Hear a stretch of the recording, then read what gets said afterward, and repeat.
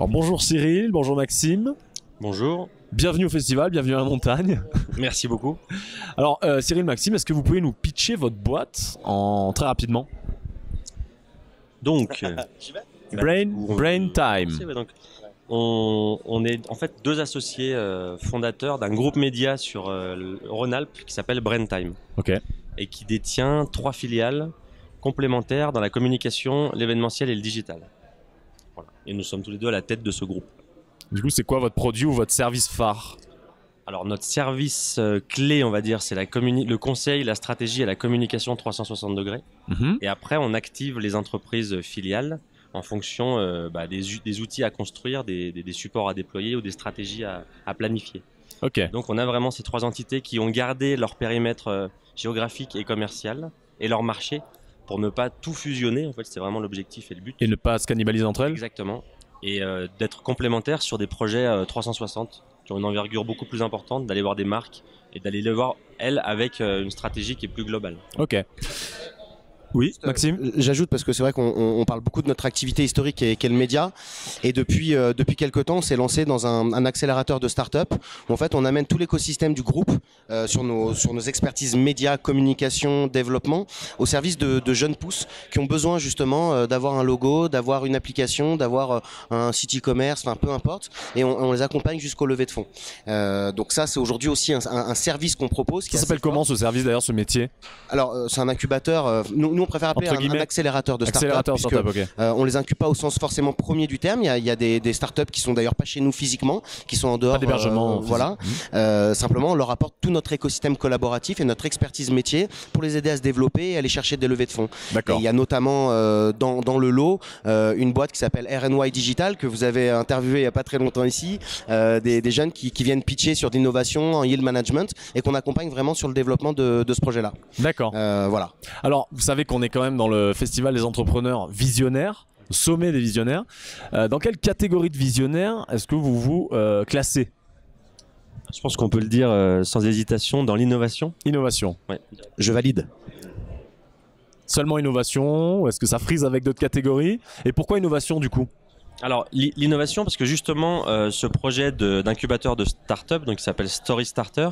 Story Starter, ouais, va chercher en fait des entreprises qui innovent. C'est vraiment un point commun à chaque fois, d'essayer de trouver des nouveaux canaux, des nouveaux produits différents et de faire quelque chose qui sort du cadre systématiquement. Et on va accompagner uniquement des entreprises du digital innovantes. D'accord. Est-ce que vous étiez déjà venu à Tignes avant? Ou est-ce que c'est la première fois pour ce festival que vous êtes à Tignes? Alors nous on est déjà venu à Tignes plusieurs fois, notamment pour les X-Games. Parce qu'on travaillait avec la marque Candia en fait sur les X-Games. Donc vous veniez quand même dans un cadre professionnel. Pro, ouais. Ok. Et là toi Cyril, qu'est-ce que tu penses justement de cette connexion entre un festival à la montagne, donc entre Tignes et le festival des entrepreneurs? Qu'est-ce que ça apporte au festival en fait de le faire à Tignes? Je pense que c'est un cadre d'abord. C'est-à-dire que ce qui est important pour se retrouver tous et être connectés correctement les uns aux autres, il faut qu'on quitte nos sphères habituelles. Ça c'est super important. On le voit bien, tous les événements qui marchent bien, on déconnecte les gens de leurs habitudes. Out of the box. Exactement. Et on les amène dans un lieu, dans un écrin, dans un endroit qui est magique et qui va leur permettre vraiment de se recentrer, de se concentrer sur le networking et sur le réseau. Et Tignes est parfait pour ça. Depuis pas longtemps, puisque la salle de congrès a été inaugurée il y a moins d'1 an, je crois. Ouais. Voilà, donc l'endroit est vraiment adapté maintenant, je pense pour ça. J'entendais ce matin une personne qui disait que le fait qu'il fasse froid dehors renforçait la chaleur humaine des participants au festival. Tu es d'accord avec ça, Maxime? Ça c'est pas lié à Tignes, c'est peut-être lié aussi à l'après-événement le soir. Hein. Non, ceci dit, c'est vrai qu'on est dans un cadre magnifique. On est à l'intérieur, dans un endroit où il fait chaud, même si je porte encore mon manteau. À l'extérieur, il fait frais. Ça nous ressemble dans un endroit effectivement qui est sympathique, qui est chaleureux, dans lequel on peut à la fois partager des conférences.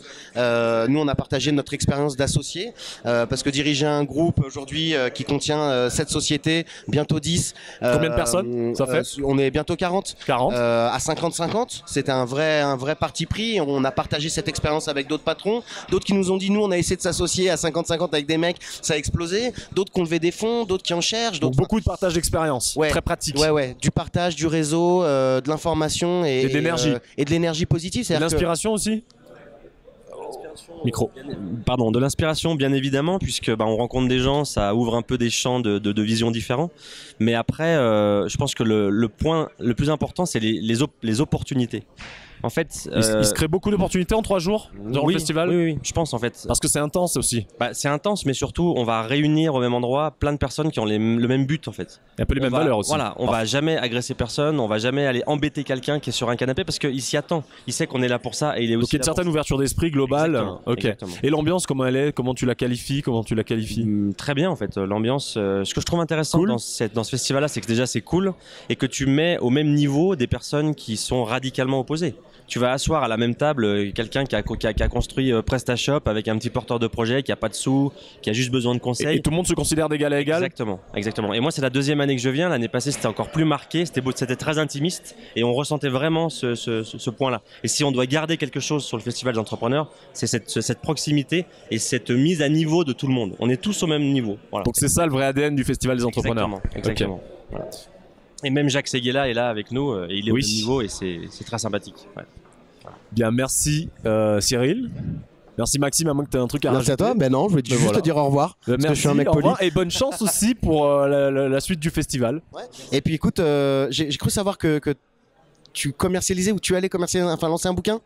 J'ai publié un bouquin. Et bah alors, en janvier. Il faut qu'on janvier dernier. Mais oui. Mais tu vois, on est hyper en retard. Mais oui. Et je crois qu'il faut qu'on le lise, c'est intéressant. Mais il faut déjà que tu l'achètes, que tu lises et que je te le dédicace également. Bah écoute, avec plaisir.